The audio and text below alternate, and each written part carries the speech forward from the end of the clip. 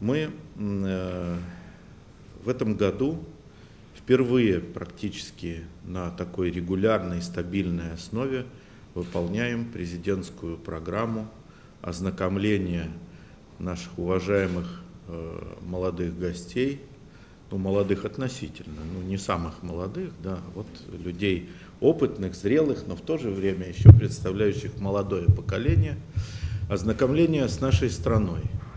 Проведение здесь мероприятий, направленных на то, чтобы вы, все наши гости дорогие, себя чувствовали поближе к России, понимали ее лучше, увидели ее своими глазами, пощупали что-то своими руками, посмотрели в глаза нашим россиянам, поговорили с ними, пообщались между собой в конце концов.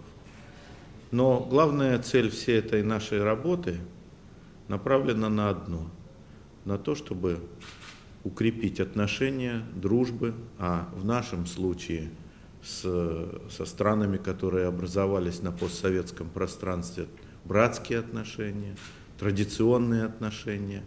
И второе, донести объективный, не приукрашенный, но объективный облик России до наших зарубежных друзей и партнеров. Сегодня в этом зале собрались преимущественно представители деловых кругов из стран СНГ.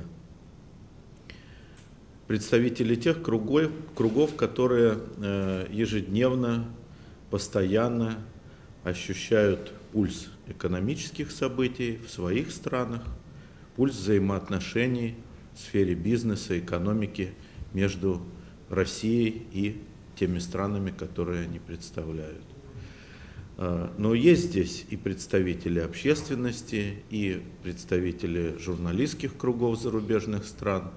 Думаю, что этот визит действительно был интересен не только своим наполнением с точки зрения встреч, с точки зрения экскурсий, культурной программы, поездок по различным таким рэперным, я бы сказал, точкам развития в Москве и прилегающих регионах, но еще и имел эту изюминку в виде центрального события, форума, который был посвящен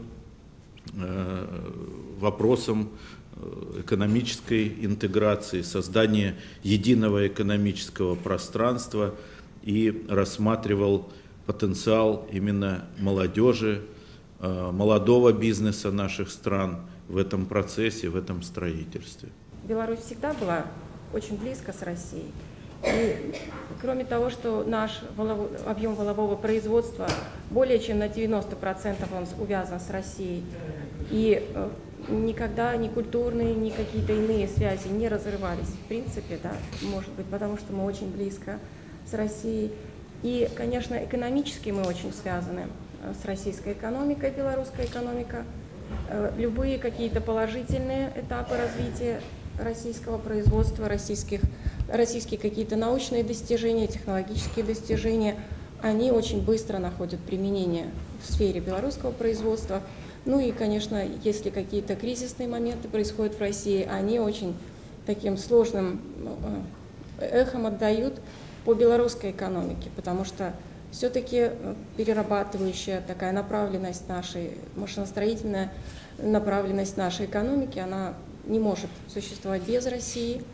Это как бы с точки зрения экономики, с точки зрения какой-то гуманитарной населения белорусское, оно действительно не может себя рассматривать отдельно от России, отдельно, может быть, там, от бывших республик Советского Союза, от стран СНГ. Может быть, поэтому нам так легко общаться. Вот молодежи, которая как бы еще помнит советские корни, но в то же время имеет свой собственный путь развития. Нам очень легко общаться на этом форуме, может быть, из-за того, что была создана такая вот дружественная, благоприятная обстановка руководством, а может быть и потому, что действительно эта связь, она не нуждается в подтверждении. Нам не нужно как бы ничего друг другу доказывать, мы просто ищем контакты, мы ищем возможности вот на этом форуме для того, чтобы продолжать их потом в своей работе каждодневной. Вот, и популяризация идеи интеграции, она очевидна, я думаю, что для очень многих. Ну, по крайней мере, для нашей делегации она всегда очевидна. И вот хотелось бы еще отметить, что малый бизнес, малый и средний бизнес – это, как правило, самый гибкий, самый быстро развивающийся, вот в том числе в Беларуси. Количество вновь зарегистрированных предприятий, объем налоговых поступлений от малого и среднего бизнеса, он растет очень, очень сильно, ежегодно, очень большими темпами. И связь между вот малыми и средними предприятиями прямая. И прежде всего образовательный уровень наших предпринимателей – это то, что на сегодняшний день стоит на повестке дня. Вот в Беларуси вот, интеграция образовательная, интеграция на уровне малых, средних предприятий – это очень важно для всеобщей пользы, на мой взгляд. Делегация Абхазии участвует в данном форуме, несмотря на то, что Абхазия не является официально членом Содружества независимых государств, тем более членом Евразийского экономического пространства. Несмотря на это, в Абхазии с большим интересом наблюдают за событиями, которые происходят на постсоветском пространстве, поскольку Абхазия является частью евразийского пространства.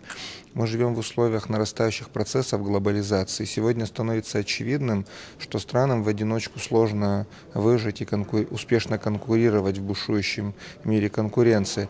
И естественно, что страны должны объединяться, интеграция идет и глобализация идет по пути регионализации.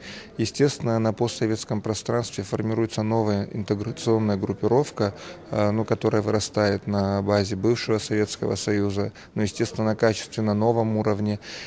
Проблем существует множество, это и разные стартовый уровень, и внутренние проблемы стран-участников, но все эти проблемы в принципе преодолимы, и главное, чтобы была политическая воля и заинтересованность участников интегрироваться. Безусловно, процесс этот будет нелегким, длительным, конфликтно-компромиссным. Есть опыт успешного развития интеграционных процессов в мире, и в частности Европейского Союза. Я думаю, многие вещи будут заимствованы, и многие ошибки будут учтены, но тем не менее нужно ожидать, что это длительный и сложный процесс переговоров, поскольку помимо общей идеи интеграции у каждой страны-участницы есть свои национальные интересы, которые также должны быть учтены, поскольку речь идет о добровольном участии стран. И страны должны почувствовать, что это объединение даст дивиденды. Самое главное, чтобы процесс интеграции и развития Евразийского союза, о котором идет речь, идея должна быть привлекательной.